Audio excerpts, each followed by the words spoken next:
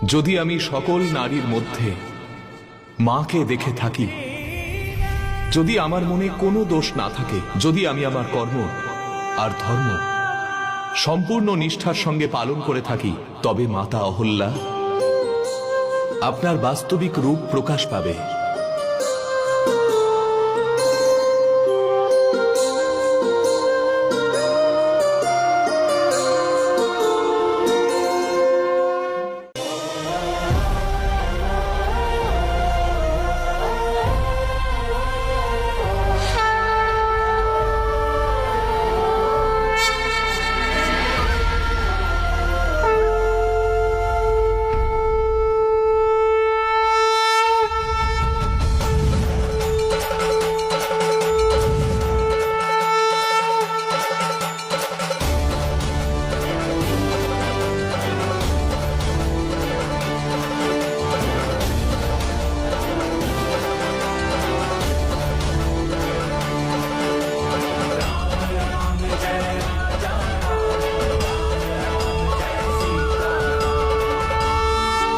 প্রভু,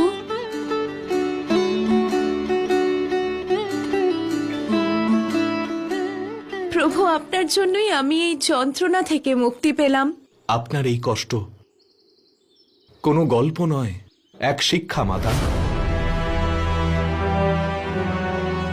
নারী তখন পাষাণ হয়ে যায় যখন তাকে কেউ সন্দেহ করে, তার চরিত্রের অপমান করে।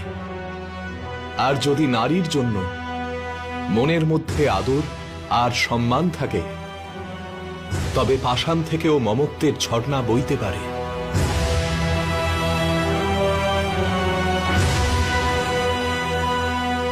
আমার চরণের দ্বারা আপনাকে স্পর্শ করার জন্য ক্ষমা চাইছি মাতা, কিন্তু গর্ভাবস্থার সময় ঘুমন্ত মাতাকে তার সন্তান পায়ের আঘাতের দ্বারাই তো জাগিয়ে তোলে।